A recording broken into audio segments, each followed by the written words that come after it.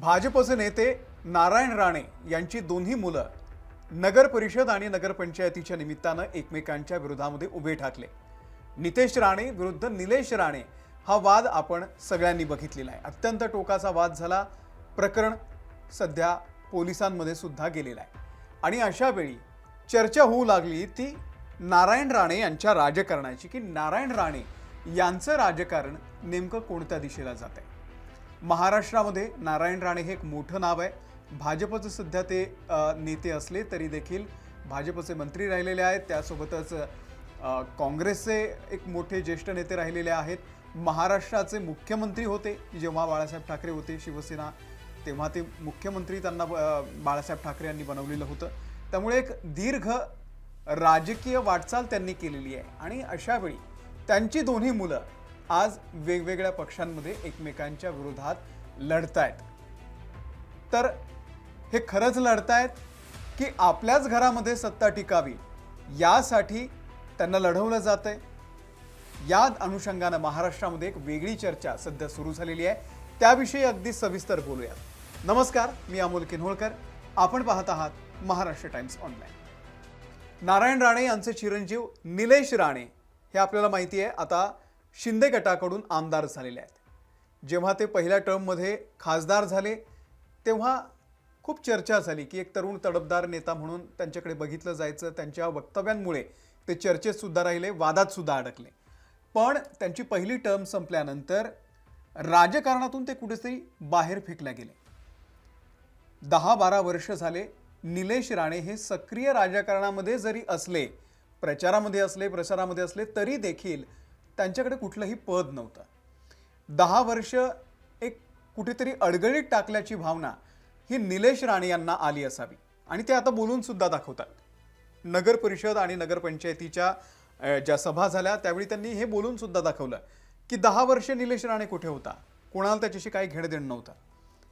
तेव्हा जेव्हा मला कोणीही किंमत देत नव्हतं तेव्हा शिंदे साहेबांनी मला तिकीट दिलं, लोकांनी ओळवून टाकला होता तुला तिकीट देतो म्हणून। लोक नेते हे मला नजर चुकवायचे आणि अशा वेळी माझ्यावरती विश्वास दाखवला तो एकनाथ शिंदे यांनी। त्यामुळे मी शेवटपर्यंत एकनाथ शिंदे यांची साथ सोडणार नाही, मी घरी बसेन पण मी शिंदे साहेबांची साथ सोडणार नाही, असं जाहीर वक्तव्य निलेश राणे यांनी केलेलं आहे। आणि वेळ पडली तर मी शिंदे साहेबांचा, एकनाथ शिंदे यांचा पीए व्हायला देखील तयार आहे, असं सुद्धा त्यांनी जाहीर सभेमध्ये वक्तव्य केलं। एकनाथ शिंदे सुद्धा त्या सभेमध्ये होते आणि त्यांनी सुद्धा निलेश राणे यांच्या वक्तव्याबद्दल त्यांची सुद्धा प्रतिक्रिया त्यावेळी आलेली होती। तर एवढं जीव ओवाळून टाकण्यासारखी परिस्थिती निलेश राणे यांच्यावरती कशी आली? म्हणजे त्यांचे वडील भाजपमध्ये, बंधू भाजपचे मंत्री आहेत, सिंधुदुर्गचे पालकमंत्री आहेत आणि अशा वेळी निलेश राणे हे अशी टोकाची भूमिका का बोलतायत की मी शेवटच्या श्वासापर्यंत आता एकनाथ शिंदे यांच्या सोबतच राहीन।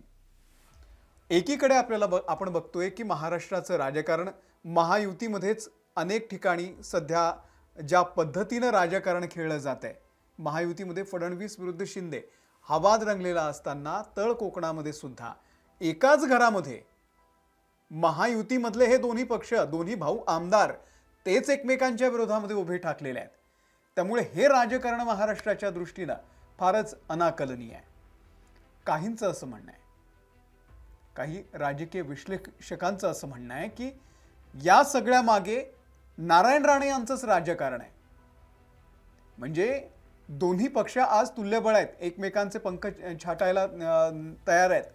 अशा वेळी काहीही झालं तरी आपल्याच घरामध्ये पद राहील, आपल्याच घरामध्ये सत्ता राहील, या दृष्टीने नारायण राणे यांनी सगळी ही खेळी खेळलेली आहे का, हा सुद्धा प्रश्न विचारला जातोय। म्हणजे आज आपल्याला दिसतंय निलेश राणे विरुद्ध नितेश राणे कुठे कुठे निवडणुका होत आहेत, कणकवली, मालवण, वेंगुर्ला आणि सावंतवाडी या ठिकाणी नगर परिषदांच्या निवडणुका होत आहेत आणि एकत्र लढावं महायुती म्हणून अशी राणेंची इच्छा होती, त्यांनी ती बोलून सुद्धा दाखवलेली होती।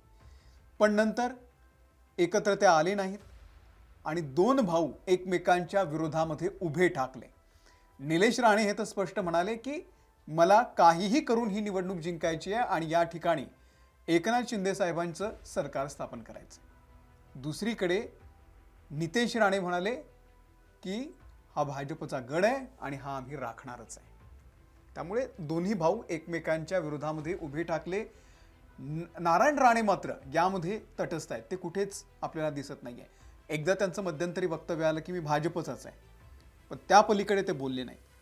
बोललं असं जाते की विरोधकच तयार होऊ देऊ नये, आपल्याच घरामध्ये एक सत्ता असावी, दोन्ही मुलं आपलीच, दोन्ही मुलंच लढतायत, दोघांपैकी एक विजयी होणार आहे, कन्फर्म आहे. त्यामुळे काय, सत्ता आपल्याच घरात आहे, वर्चस्व आपलंच आहे. ही सगळी खेळी आहे का, हे सुद्धा बोललं जात आहे. महाराष्ट्राचं राजकारण इतक्या वेगवेगळ्या प्रकारे आजपर्यंत महाराष्ट्राने बघितलेलं आहे की घरातली लोक फुटली, घरातलीच लोक वेगवेगळे पक्ष काढतायत, कोर्टात जात आहेत, मूळ पक्ष घेत आहेत, आणि ज्यांनी पक्ष स्थापन केला त्यांना पक्ष मिळत नाहीये, ही सध्याची स्थिती आहे. आणि अशा पद्धतीनं घरगुती राजकारण जे आहे, घराणेशाहीचं राजकारण जे आहे, ते या निमित्तानं आपल्याला दिसून येत आहे. दोन्ही भाऊ एकमेकांच्या विरोधामध्ये कसे उभे ठाकले. कालपर्यंत तर निलेश राणे म्हणजे जोपर्यंत त्यांना शिंदे गटाकडून तिकीट मिळालेलं नव्हतं तोपर्यंत ते भाजपचंच काम करत होते. मग अशा वेळी आता नेमकं काय घडलंय, महायुती म्हणून ते आमदार सुद्धा झालेले आहेत, त्यावेळी भाजपनंही प्रचार केला आणि त्यांनी सुद्धा भाजपचा प्रचार केलाय. मग नगर परिषद आणि नगरपंचायतीच्या निमित्तानं असं नेमकं काय घडलंय की त्यांना भाजपच्या कार्यकर्त्याच्या घरामध्ये घुसून स्टिंग ऑपरेशन करावं लागतंय. तिथून पैसे बाहेर काढून ती सगळी क्लिप त्यांनी काढली, नंतर त्यांच्यावरतीच गुन्हा दाखल झाला, तो भाग अलहिदा. पण हे जे राजकारण आहे की आपल्याच घरामध्ये पद राहावं, आपलीच मुलं लढतायत आणि जो कोणी निवडून येईल शेवटी काय तर निलेश राणेंची सत्ता किंवा नितेश राणेंची सत्ता.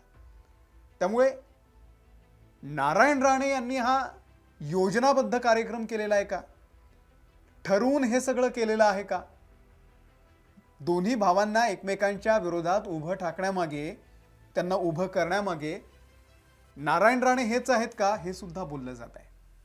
कारण तळ कोकणातलं जे राजकारण आहे ते आपल्याला माहिती आहे, राणे या नावाभोवतीच फिरतं. आणि राणेंचं असं आहे की तळ कोकणामध्ये सिंधुदुर्ग आणि रत्नागिरीमध्ये आपलीच सत्ता असावी यासाठी त्यांचा संघर्ष आजपर्यंत राहिलेला आहे. अनेक राजकीय विरोधक त्या ठिकाणी उभे राहिले, केसरकर असतील, वैभव नाईक असतील, अनेक आहेत. पण शेवटी राणे हा तिथला ब्रँड झालेला आहे. जसं मुंबईमध्ये ठाकरे ब्रँड आहे तसं तळकोकणामध्ये राणे ब्रँड आहे. आणि तिथे विरोधकच निर्माण होऊ नये यासाठी हे सगळं केलं जातंय का, हे सुद्धा बोललं जातंय. तुम्हाला या सगळ्यामध्ये नेमकं काय वाटतंय? दोन भाऊ खरंच एकमेकांच्या विरोधामध्ये एवढा विखारी, एकमेकांना जिव्हारी लागेल असा पद्धतीचा प्रचार का करतायत? एवढं त्यांच्यामध्ये कधी तर याआधी वितुष्ट दिसलं नव्हतं, कधी मतभेद दिसलेले नव्हते. कधी कधी तर म्हणजे नितेश राणे यांच्यावरती जर कोणी आरोप केले तर निलेश राणे पेटून उठायचे आणि ते भडाभडा बोलायचे. मग अशा वेळी या निवडणुका लागल्यानंतर 10-15 दिवसांमध्ये असं काय घडलंय की दोघं एकमेकांना पाण्यात बघायला लागलेले आहेत? तुम्हाला यामागे नेमकं काय वाटतंय? हे खरंच जेन्युइन राजकारण आहे की राजकारणामागचे आणखी भलतंच काही घडतंय पडद्यामागे? तुमचं मत सुद्धा आम्हाला सांगा, कमेंट करा. या व्हिडिओमध्ये इथेच थांबतोय. धन्यवाद.